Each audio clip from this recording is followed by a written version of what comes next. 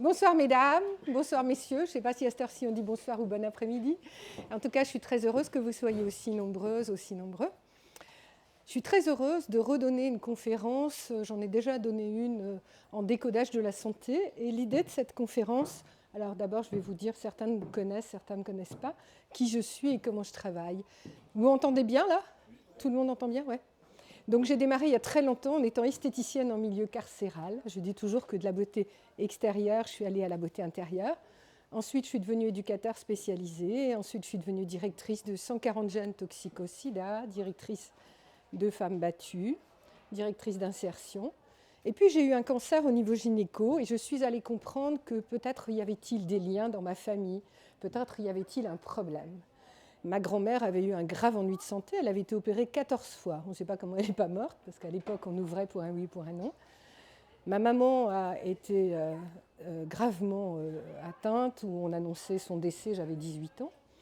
Et moi-même, j'ai eu donc un grave ennui de santé, un cancer au niveau gynécologique, au niveau de la trompe gauche. Et j'ai voulu comprendre les liens physiques aux liens psychologiques. Alors, comme je vais au bout des choses en général, je suis devenue ce qu'on appellera, bonsoir, psychologue systémicienne familiale. La systémie, c'est donc tous les liens systémiques qui peuvent se jouer.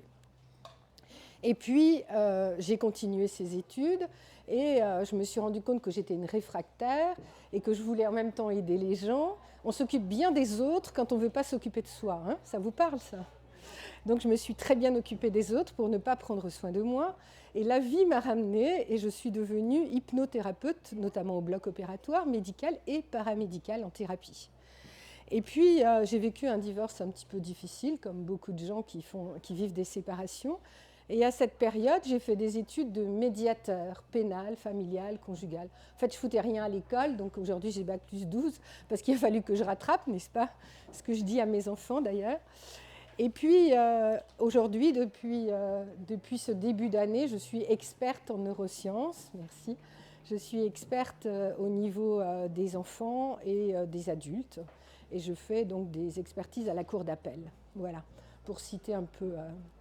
Alors, j'ai été formée, je dis souvent, je suis franco-québécoise, j'ai été formée au Canada pour, j'ai envie de dire, 70% de mes études. J'ai été également formée en Inde. On a ouvert une association qui s'appelle SAMTA, Santé, Art Parental, Maternité, Thérapie, Atelier. Dans cette association, l'idée, c'est des œuvres humanitaires et aussi de l'entraide. Et dans cette association, on promouvoit des activités, etc. C'est pour ça que quand vous achetez des clés USB, on fait un don. Et là, j'étais chez un papy qui faisait de l'harmonica hier, par exemple. Voilà, on fait des petites actions en permanence. Donc l'idée, aujourd'hui en tout cas, c'est de comprendre déjà d'où on vient. Alors je vais démarrer ici. Alors je ne parle pas de moi parce que j'ai un problème thérapeutique, je parle de moi parce que ça fait moins mal que de parler de vous. On va imaginer que j'arrive ici sur cette terre, que je suis dans ce qu'on appellera un livre, je fais des liens, mémoire de fœtus. Ça veut dire que je suis dans le ventre de ma mère et que là déjà j'ai un ennui. Ma fille aujourd'hui est sage-femme, ça va donc dans la lignée, vous avez compris la systémie, il y a un problème chez la mère, il va y avoir des choses qui vont se nettoyer en dessous. Alors j'arrive ici, dans le ventre de ma mère, et moi je ne sais pas si ma mère va m'accueillir. En fait, en gros, si je me permets ça, c'est que je dis que j'ai beaucoup travaillé sur moi et que je connais mon histoire. Cette mère-là, elle a un commerce, il y a déjà un grand frère et elle n'a pas le temps. Donc on va embaucher pour ma naissance une bonne qui est sourde et muette, qui plus est, donc je deviendrai conférencière, n'est-ce pas? Et alors, cette bonne qui deviendra ma maman de cœur, en fait, je vais devoir toute ma vie créer un programmant. Ce programmant va créer « Dépêche-toi, Sylvie ». Quand je fais un cadeau de fête des mères, il faut que j'en fasse 2. Quand je double, tout doit être doublé. Alors on va comprendre, et là je vais déjà dans Mémoire de fœtus, de pourquoi est-ce qu'on double tout. On double pour 2 raisons. Ou parce que quelque part à l'intérieur de soi, on a été une grossesse jumelaire, par exemple, et donc on appellera ça le syndrome de la sœur perdue. Ou alors on double tout par rapport à son histoire et ses croyances. Donc là, je suis ici, je suis bébé, et je vais vivre une blessure. Vous connaissez tous Lise, qui était une amie que j'ai bien connue, Lise Bourbeau. Et Lise Bourbeau, elle parle de 5 blessures. Après, on a été bien plus loin avec Paul Salomon, etc. Elle parle d'une 20aine de blessures. Maintenant, en neurosciences, on parle d'une 50aine de blessures. Donc, on a tous eu des blessures en étant enfant. quand cette blessure intra-utérine, on va l'identifier, on va se dire peut-être que j'ai vécu la trahison parce que moi, les autres, ils ont une maman, puis moi, je n'ai pas de maman. Les autres, ils ont ceci, et moi, je me sens humiliée ou rejetée, etc. Alors, je me retrouve ici, un petit peu plus tard, à l'âge d'une dizaine d'années. Et à l'âge d'une dizaine d'années, qu'est-ce que je vais vivre? Je vais faire de la danse classique. Et bien sûr, qu'est-ce que font les parents? Ils vous disent, de toute façon, et le professeur de danse vous dit, tu vas danser pour tes parents à la fin de l'année, etc. Blablabla. Là, je comprendrai que moi, je danse, mais que je danse, il n'y a personne. Quand je dis à ma mère, est-ce que tu viendras? Elle me dit, c'est samedi, on a le magasin, bien sûr que non. Tu prends ton autobus comme d'habitude. Je me retrouve ici avec cette blessure qui s'appellera la blessure de trahison. Donc, je comprendrai déjà qu'en intra-utérin, il y a une blessure de trahison. Qu'est-ce que je vais développer? La prof de danse me dit, Sylvie, souris, il y a tes parents dans la salle. Qu'est-ce que je vais développer? Je vais développer le clown triste et le clown rieur. Je vais déconner à chaque fois que ce sera triste. Ça vous parle, ça? Donc, ça veut dire que cette petite fille-là qui se sent trahie à l'âge de 10 ans, elle va se dire, comment est-ce que je vais créer maintenant mes scénarios réparateurs? Je me retrouve ici à l'âge de 14-15 ans et je sors avec un premier petit copain, bien sûr, on se donne la main au cinéma, à l'école, avec l'école, etc. Et ce premier petit copain dont je suis amoureuse, le premier amour, etc., une semaine plus tard, il se barre avec ma meilleure amie. Trahison, n'est-ce pas? Puis cette situation va s'aggraver. Ma nounou s'en va du jour au lendemain, je la marie dans une agence matrimoniale, etc. Et elle s'en va, mais sans crier gare, sans que je sois prévenue. Donc, je vais revivre cette trahison. Puis plus tard, sur mon lit d'hôpital, on va me dire, qu'est-ce que vous avez? Eh bien, vous avez un cancer et vous avez vécu une trahison avec votre mari, etc., etc. Cette blessure-là, que je vais retrouver gravement à 33 ans, notamment pour moi un cancer, je vais devoir remonter en déprogrammant, vous le comprenez bien, je vais devoir remonter à chacune des parties de moi. Tout ce qu'on ne fait pas en conscience, on va le vivre en souffrance. Okay? Donc je vais devoir identifier ma blessure et cette blessure-là, elle va être revécue avec les gens que j'aime. Les autres, je m'en fous. Donc je vais m'attirer des personnes, des situations de plus en plus fortes pour aller guérir ma blessure. Parce que cette blessure, elle fait partie de mon chemin d'âme. Vous comprenez? Et comme nous avons tous une mission d'âme et notre incarnation est venue travailler quelque chose, notamment nos croyances. Alors qu'est-ce qui va se passer? Il va se passer que je vais prendre soin de mon corps mental, qu'est-ce que je pense, mon corps émotionnel, qu'est-ce que je ressens, mon corps physique, qu'est-ce qui va traduire. Combien de fois je consulte depuis plus de 30 ans, j'ai des femmes qui arrivent et qui disent ouais, « j'ai pris du poids, Sylvie, etc. » Et je dis « c'est mieux que la maladie. Le corps, pour l'instant, il se protège. » Alors, il se protège de deux façons, si je rentre dans le décodage. Ou il va se bouffer de l'intérieur, on ne va rien dire et on ne va pas grossir, mais on va se bouffer de l'intérieur, ou on va s'enrober. D'accord? Donc, maintenant, vous direz merci à vos kilos, parce que ça évite d'avoir des emmerdes. Donc, en gros, on va vivre cela. Et cette situation de décodage va nous faire quoi? Va nous faire comprendre qu'il y a un lien avec nos croyances.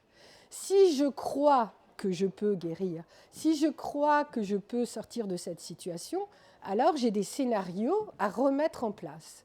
Sinon, ce que je vais faire, c'est que je vais revivre le scénario.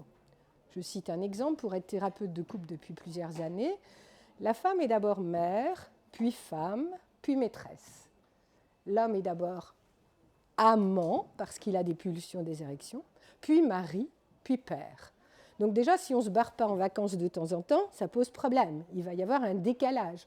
On ne va pas se retrouver sur les bons plans. Et là, qu'est-ce qu'on va faire? On va vivre la première étape du couple qui va donner un amour fusionnel. On est avec le bon chéri, je dis toujours, on ne fait pas de bébé avant 2 ans, parce que c'est l'étape fusionnelle et donc l'étape de l'illusion.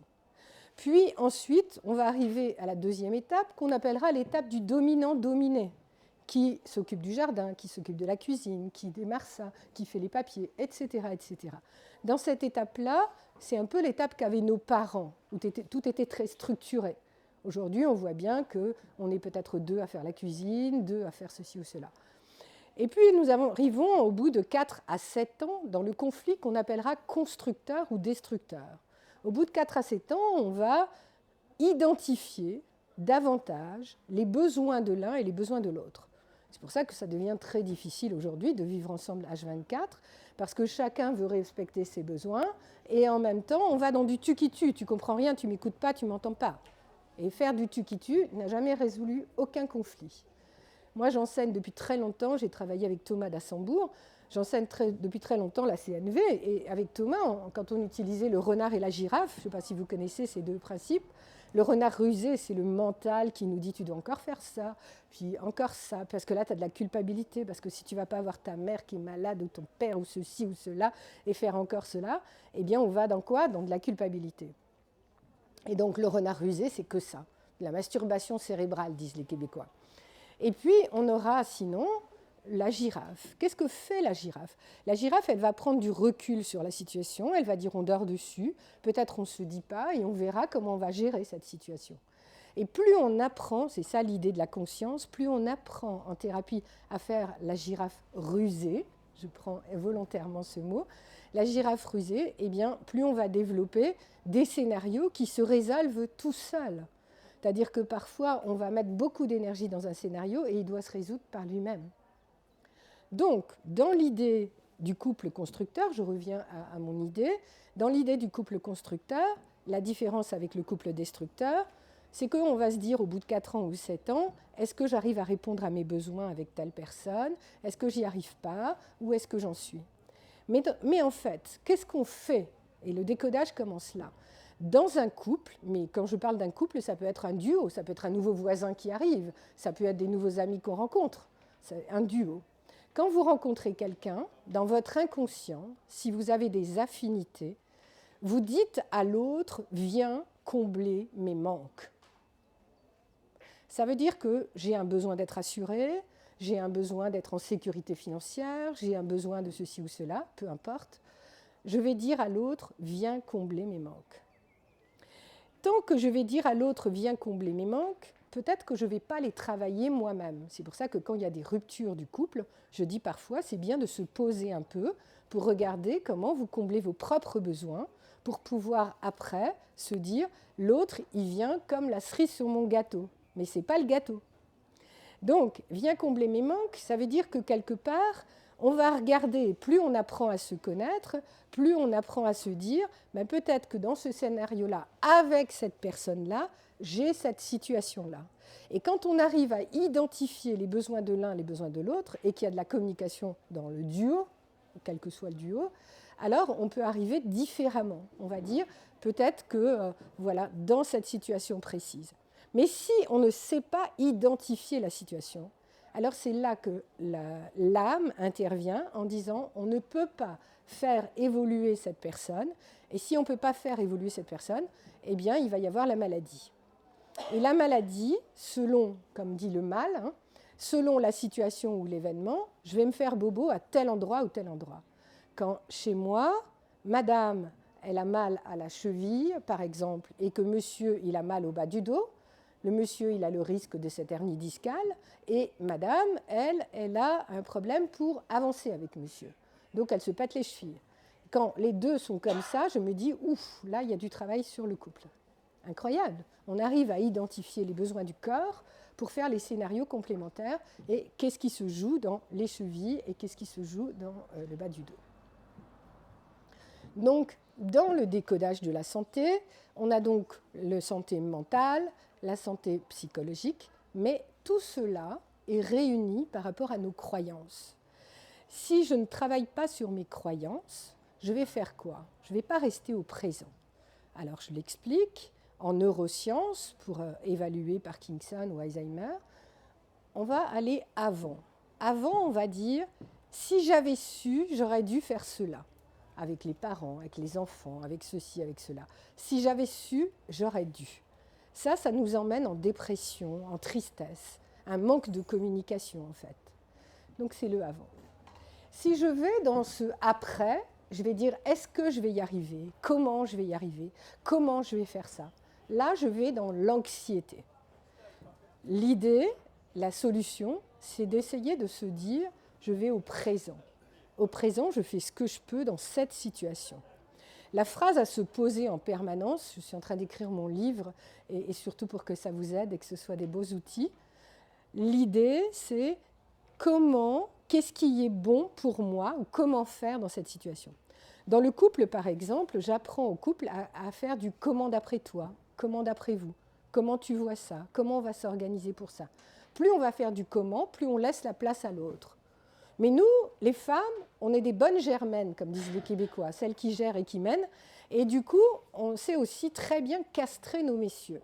Parce qu'on va tellement bien commander que du coup, on devient la maman. Et à un moment donné, on se plaint parce qu'il devient notre enfant. C'est nous qui avons fait ça. Donc j'aime réguler aussi les situations. Et il faut faire très attention à ça. Parce qu'à un moment donné, on va se plaindre qu'il n'y a plus de rapport, mais peut-être qu'un enfant ne couche pas avec sa mère.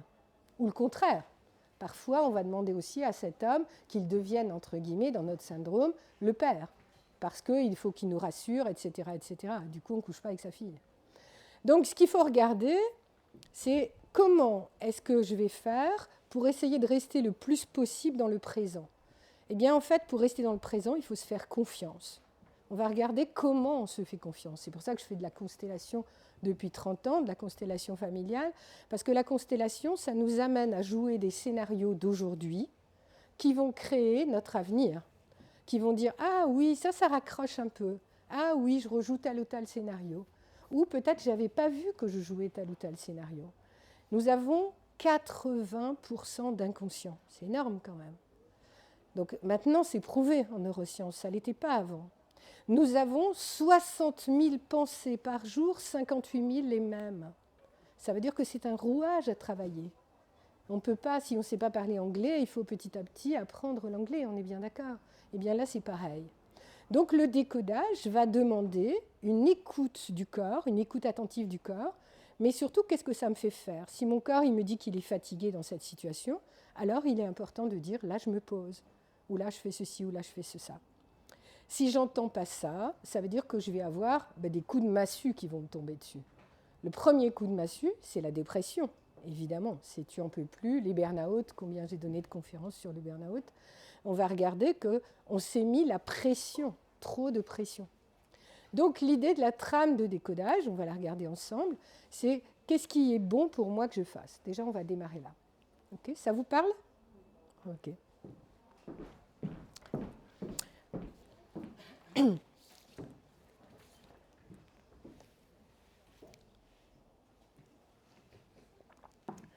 J'avais écrit un article avec Jean-Jacques Crèvecoeur. À une époque, j'ai beaucoup travaillé avec Jean-Jacques. Et j'avais écrit un article sur le décodage biologique qui était paru dans Psychologie Magazine. Et je vous ai ramené cet article qu'on avait élaboré à l'époque, et aussi avec Jacques Martel notamment. C'était la première étape. Et si vous la voulez, vous me dites oui Sylvie, et je vous l'envoie par mail, si vous avez laissé vos adresses mail, vous validez et je vous l'envoie. Moi, je suis une généreuse, j'aime bien partager. La première étape du décodage biologique de la maladie, c'est prévenir la maladie. Comment on va la prévenir? Première étape, c'est formuler son besoin.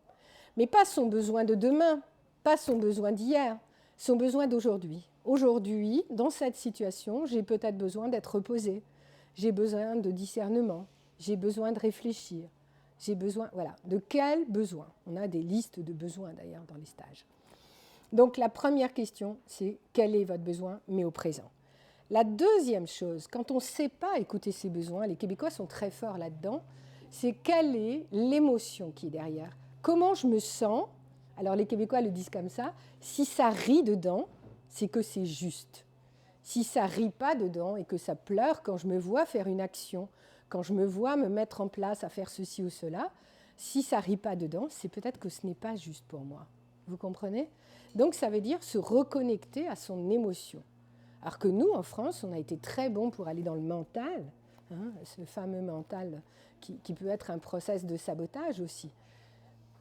Je veux aussi rééquilibrer le mental. J'ai beaucoup entendu de « je suis trop mental », etc. Mais en fait, le mental nous sert aussi de porte d'accès. Maintenant, la difficulté, c'est que nous, en France, et encore plus au Luxembourg, hein, on citait des blagues sur quand on donnait des formations, c'est des années que je donne des formations, on disait tu donnes une formation et tu la donnes au Canada, c'est une journée.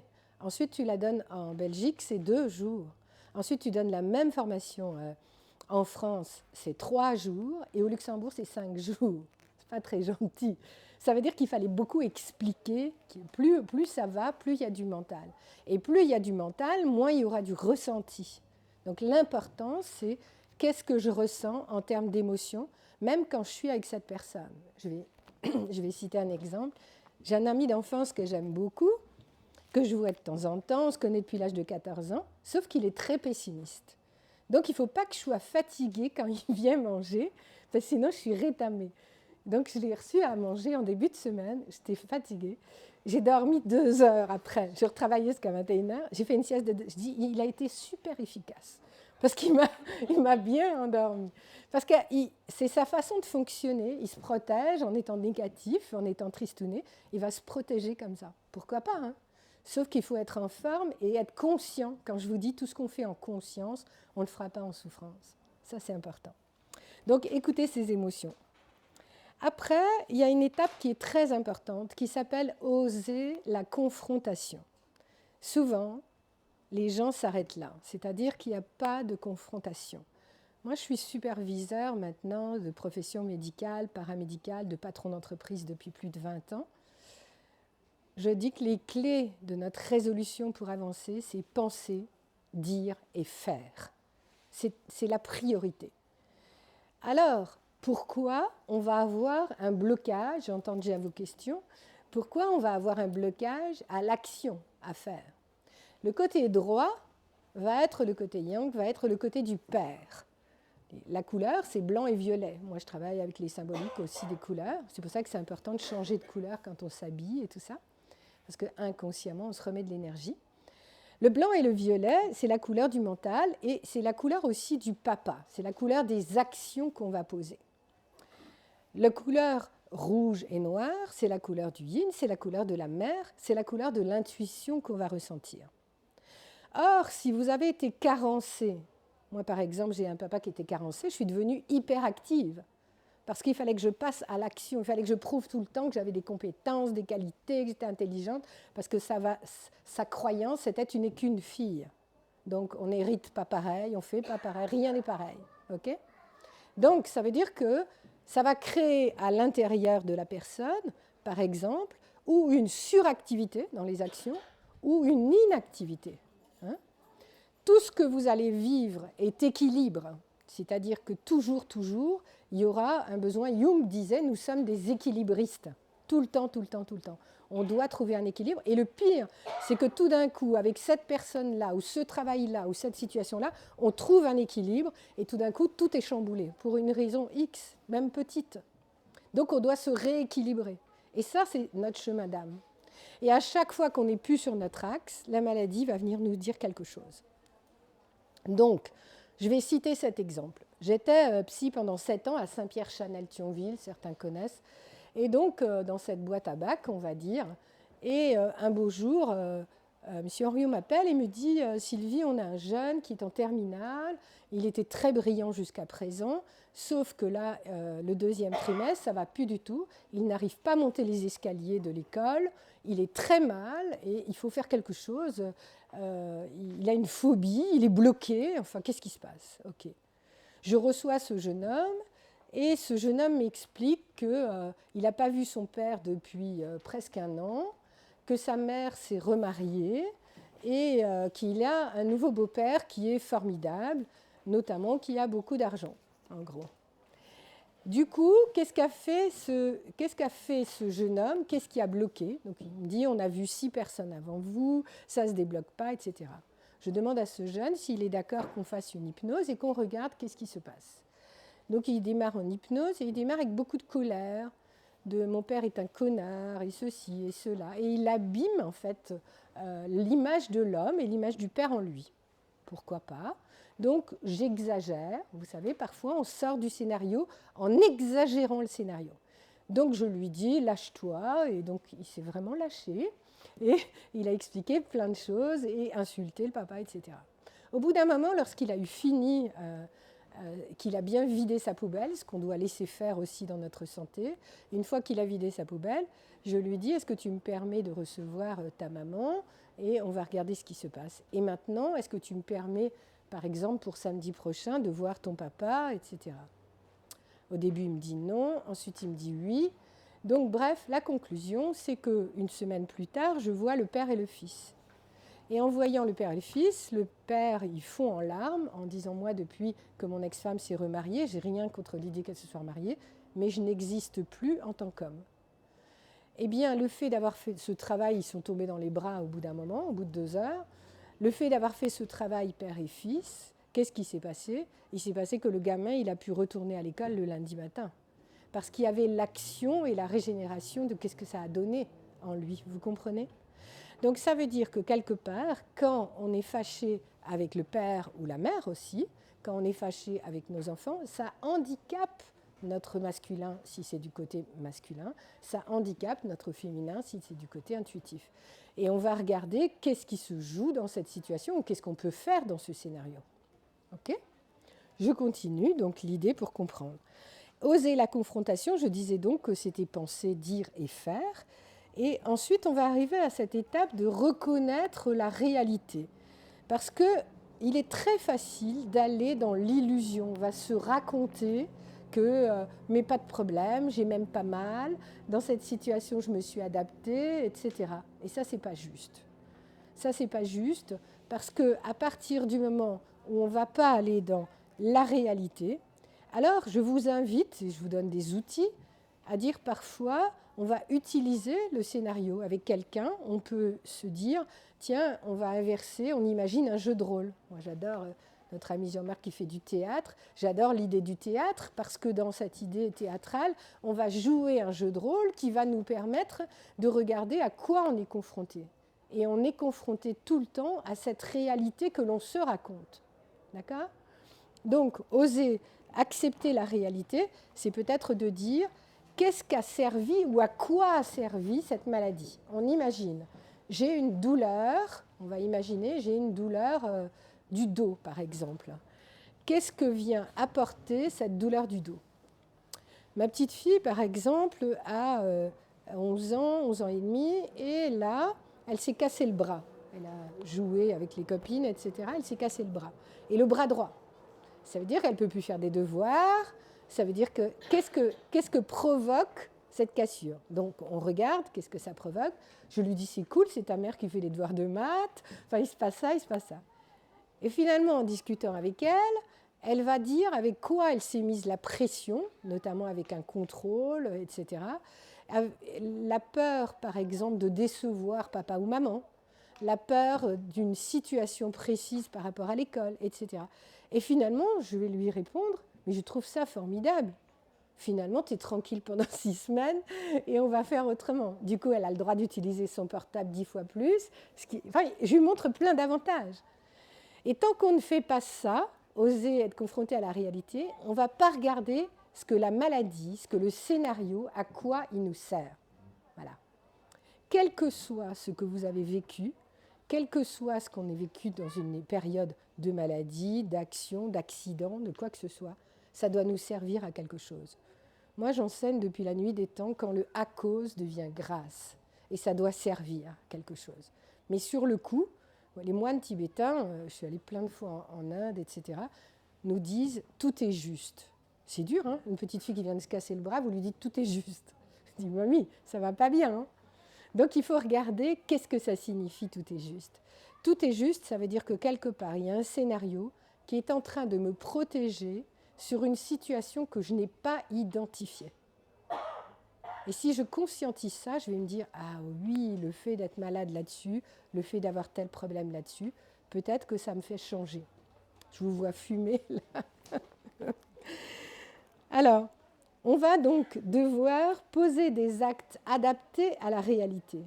Et les actes adaptés à la réalité, j'en reviens à la connexion, c'est qu'est-ce qui est bon pour moi que je fasse. Je dis toujours qu'un bon thérapeute, pour être psychothérapeute systémique, il ne doit jamais dire ben, « c'est bien de faire ça ». Combien de fois, si vous imaginiez, j'ai eu des séances avec monsieur qui a la femme et la maîtresse, madame qui a le mari et l'amant et qui dit « est-ce que je quitte, est-ce que je pars ?» Enfin, vous imaginez, là je viens faire une hypnose pour ça, etc. Je dis toujours, quelle que soit la situation, le thérapeute doit rester objectif et neutre. Il n'a pas à interférer, quelle que soit la situation. Donc ça veut dire que c'est important de dire qu'est-ce qui est bon pour vous, qu'est-ce qui est juste à l'intérieur de vous, avec quoi vous êtes en accord. Et comme je le redis, si ça rit dedans, c'est que c'est juste, si ça ne rit pas dedans, c'est qu'il y a un problème. Mais la vie va nous ramener, vous avez vu tout à l'heure dans mon scénario transgénérationnel, la vie va nous ramener des situations que l'on n'a pas bouclées. Et c'est pour ça qu'il est important de savoir terminer ses affaires. Jean-Jacques Crèvecoeur, je vais livrer un petit secret, qui a eu plusieurs femmes dans sa vie, de nombreuses femmes, disait qu'il était obligé d'aller... Un jour, il a fait 1000 kilomètres parce qu'il s'est rendu compte qu'il dormait que 4 heures par nuit. Alors au début, il disait, mais je n'ai pas besoin de plus, absolument pas. Jusqu'au jour où il s'est rendu compte que son immunité baissait, etc. Et qu'en fait, c'est comme s'il avait laissé de l'énergie chez tous ses ex. Donc il s'est mis à prendre le train pour refaire un aller-retour de 1000 km pour aller rendre, entre guillemets, les énergies à l'autre. Il s'est mis à prendre l'avion pour aller voir un tel. Il a vraiment fait des actes physiques pour réparer ces situations. Et comme il dit, il est passé du simple au double en termes d'horaire, en termes de nuitée de récupération. Incroyable. Donc ça veut dire que boucler ses affaires, c'est ultra important. Mais seulement la problématique, c'est que parfois, on existe dans ce scénario. Je vais citer le cas d'un papa qui va être fusionnel avec sa fille parce qu'il y a eu un divorce, par exemple, ou une mère qui va être proche de son fils parce qu'il y a eu une séparation. Et qu'est-ce qui va se passer ? Il va se passer que l'enfant va se retrouver avec un handicap. Alors Paul Salomon, avec qui j'ai travaillé pendant plus de 15 ans, disait « on est tous des handicapés de l'amour ». On a tous notre pathologie. En fait, quand il va se passer des scénarios de manque, d'handicap psychique dans ce sens-là, eh bien, l'autre, quand je dis vient combler mes manques, ça veut dire que la maman ou le papa va jouer un peu le rôle du père ou de la mère. Je prends le cas d'un homme où son couple est défaillant. Qu'est-ce qu'il va faire ? Si le couple est défaillant, l'homme va compenser avec la fille.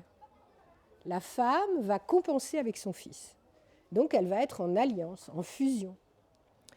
Mais ce n'est pas juste, au bout d'un moment, parce que cet enfant va se construire en se disant « eh bien, mon partenaire, il va faire pareil ». Une fille qui va idolâtrer son père risque d'avoir plus d'ennuis qu'une fille qui a détesté son père. Vous le comprenez ? Parce qu'elle va se méfier. Donc ça veut dire qu'elle va vivre les mêmes blessures que quelqu'un qui a détesté son père, soit la blessure de trahison par exemple, mais en même temps sans se méfier. Donc elle ne sera pas confrontée à la réalité. Qu'est-ce que va ramener la situation en décodage ? La situation va faire que cette fille, par exemple, va s'attirer des hommes auxquels elle va croire énormément en se disant « tout est merveilleux et je vais rencontrer quelqu'un qui est attendrissant comme mon papa ». Donc elle ne se méfiera pas du tout. Donc les leçons de vie, plus on a aimé ses parents, plus elles vont être fortes. Moi, je dis que j'ai eu la chance d'avoir des parents pas bien traitants. Moni El-Kaïm, j'aime citer des gens sérieux qui ont écrit, qui a été mon superviseur, qui est italien, il vivait en Belgique, il a écrit « Si tu m'aimes, ne m'aime pas ». C'était très difficile. Moni El-Kaïm expliquait à quel point, lorsqu'on aime trop, lorsqu'on est trop derrière l'enfant, trop derrière nos enfants, pour compenser une histoire, eh bien nos enfants, on ne les renforce pas. Et je le dis, pour avoir été directrice de 140 jeunes, je disais parfois on aide en n'aidant pas. Alors on va comprendre dans nos scénarios que oser la confrontation, c'est reconnaître et accepter la réalité, mais aussi poser des actes adaptés. Je cite un exemple. J'ai eu à éduquer dans ma vie 7 enfants, on en fait 2, ma belle-sœur s'est tuée en voiture, les 2 de mon frère, les 2 de mon compagnon et un enfant de la DAS. Cet enfant de la DAS a développé une rétinite pigmentaire. Il vit à Paris et à un moment donné, maintenant il vit à Paris, et à un moment donné, il était chez moi tout le temps, il avait plus de 10 ans de plus que mes enfants. Et j'ai dû le mettre dehors, j'étais directrice de structure, j'ai dû le mettre dehors de mon foyer puisque c'était un foyer d'insertion. Et comme il développait une rétine pigmentaire et que la hache mettait 1 an pour partir. Je l'ai mis d'abord dans d'autres foyers, ça s'est mal passé, etc. Bref, il a fini à la maison.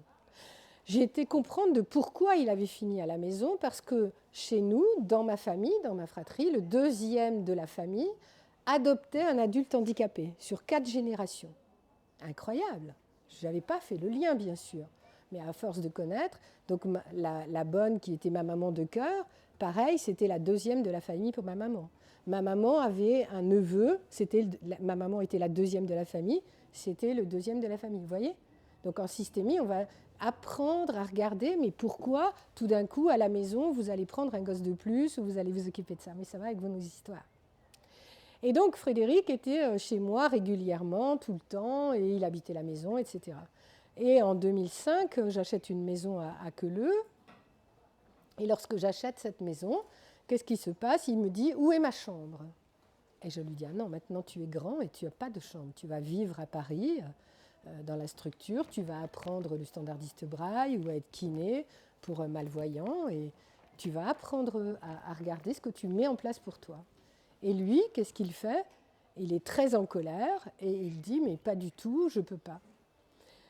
Mon travail à moi, entre guillemets, en tant que mamounette, c'est de lui expliquer en long, en large et de casser les liens. Si je ne casse pas ces liens-là, ça veut dire aussi que mes enfants, notamment le deuxième de la famille, va reprendre un adulte handicapé. Première chose. Deuxième chose, si je ne casse pas les liens, je viens compenser ses manques. Alors il voulait une femme, il voulait un enfant, etc. Mais nous, on était sa famille.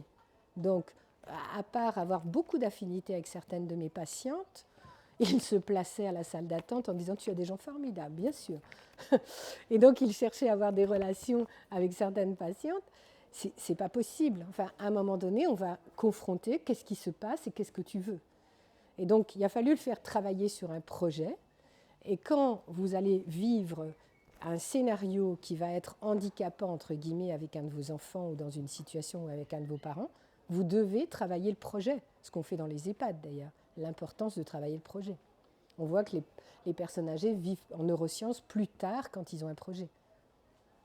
Et donc, il a fallu que j'écrive, et plusieurs fois, il arrivait à lire quand il recevait les mails, parce qu'il était appareillé avec des appareils d'ordinateur pour malvoyants, et que maintenant, je lui rendais ses énergies et qu'on arrêtait pour couper les liens.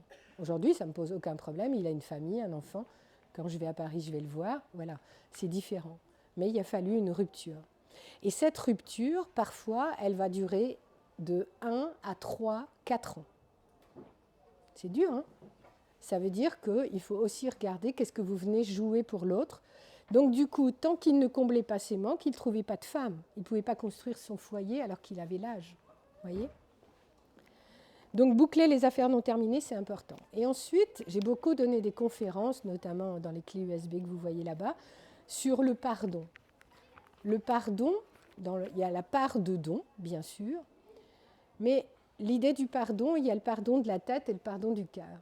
Et l'idée du travail du pardon, c'est d'abord du pardon à soi. Moi, j'ai un papa qui m'a tiré dessus avec le fusil à 33 ans quand je suis allée lui annoncer que je divorçais, que d'un commun accord avec le père de mes enfants, on était en accord. Lui, il n'était pas en accord. Ça ne se fait pas dans la famille. Vous savez, les familles vieille France, on ne fait pas ça. Et je lui ai dit que tu sois en accord ou pas en accord, pour moi, c'est important.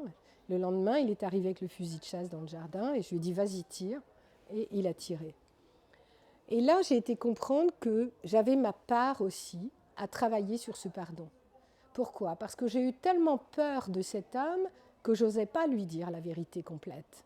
Je n'osais pas lui dire, voilà, j'ai vécu quelque chose de très difficile avec le père de mes enfants, maintenant j'ai rencontré quelqu'un d'autre. Souvent, vous savez ce qu'on fait quand on se sépare, on rencontre une bouée de sauvetage ou une jambe de bois, diront les thérapeutes. Mais ça s'use. Alors ça veut dire qu'en tout cas, c'est quelqu'un qui va nous aider à passer à une autre étape. Et ça, c'est important. Ça veut dire que je n'avais pas assez d'honnêteté avec moi-même pour pouvoir dire, voilà papa, j'ai rencontré quelqu'un d'autre, je vais aller avec mes enfants, je vais vivre à tel endroit, etc. J'avais tellement les peurs de ce père qui a été violent que forcément, moi, j'avais aussi ma part à pardonner, à me pardonner. Les gens croient toujours que dans le pardon, c'est le pardon par rapport à l'autre. Non, le premier pardon, J'ai travaillé avec beaucoup de prêtres aussi et de pasteurs, notamment sur Saint-Avold, de Sarreguemines, etc., qui nous disaient « Vous nous avez fait voir le pardon autrement ». Oui. Donc on a un travail en permanence à regarder qu'est-ce qu'on est capable de faire ou de ne plus faire, en tout cas. Et ensuite, la dernière étape, c'est qu'est-ce que ces maladies viennent nous dire. Alors, si on regarde l'estomac, par exemple, c'est des situations non digérées. Je dis et je gère. Ça doit être l'estomac. La rate et le pancréas, c'est cette notion de liberté, de droit et de cadre. Très souvent, derrière la rate ou le pancréas, si je fais les liens avec tout ce que vous avez compris, c'est la blessure d'injustice. Je continue. Le cœur, c'est la petite fille intérieure ou le petit garçon intérieur. C'est exprimer sa joie d'enfant. C'est exprimer l'enfant espiègle. D'accord ? Quand on arrive à garder sa part d'enfant, eh bien, c'est ça le cœur. L'intestin grêle, c'est tout ce qui va être côlon et intestin, c'est le tri. Ça veut dire que j'ai avalé des couleuvres. Je n'ai pas fait assez de tri dans les situations. Je n'ai pas dit avec ça je suis en accord, ça c'est bon pour moi ou ça c'est pas bon pour moi. Ça c'est important. La vessie, c'est liquider les vieux schémas. Alors, je précise la vessie. Ma fille étant sage-femme, on a beaucoup travaillé sur les cystites, par exemple. On a même donné une conférence à Mercy, il fut un temps, et expliqué que lorsque vous rencontrez quelqu'un, que vous avez un nouveau partenaire, vous pouvez avoir un ennui gynécologique, de vessie ou de mycose ou de choses comme ça, parce que quelque part, c'est le nouveau bonheur. Ça veut dire que votre corps se met en phase de réparation, mais il ne sait pas accueillir la joie de vivre qui se passe.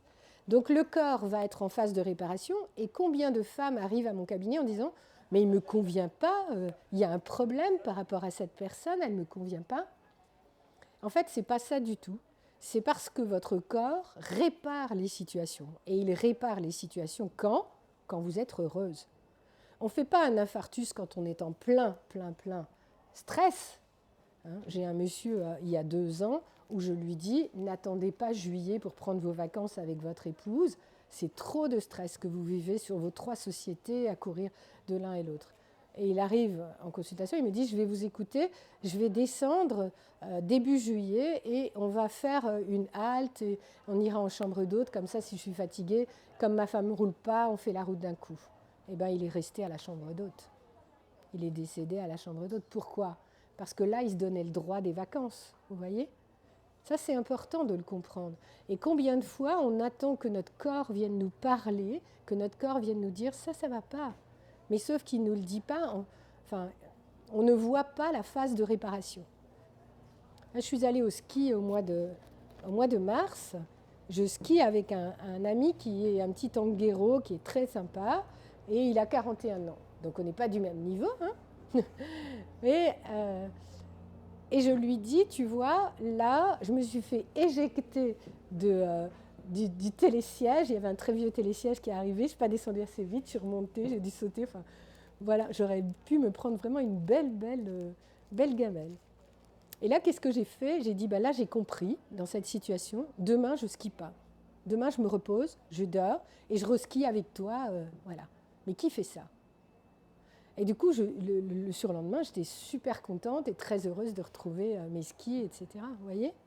Ça, c'est important, de dire qu'est-ce que votre corps, il vient dire. Peut-être il répare, peut-être il se passe ça, peut-être vous avez des douleurs, et il faut savoir dire stop, merci. Ensuite, on va voir aussi le foie, qui est un des organes les plus importants. Eh bien, à chaque fois qu'on aura des problèmes de foie, c'est qu'on n'exprime pas assez son yin. J'exprime pas assez mon ressenti. En fait, c'est ma foi, c'est en quoi je crois, quelle est ma croyance.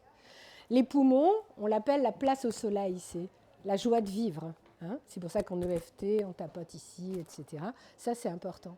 Les poumons, c'est tout ce qui va être, c'est pour ça qu'on dit que le cancer des poumons, c'est le cancer de la tristesse. Okay ? Le gros intestin, c'est je libère les scénarios, tout ce qui a été inutile, je vais changer et libérer les scénarios. Donc, l'idée de ce travail-là, pareil, je pourrais vous les laisser, c'est aussi la communication. Si je parle au je, je peux prendre aussi du JEX, des plaisirs dans ma vie. Si je parle au tu qui tu, ou c'est difficile ceci ou cela, alors je ne m'identifie pas.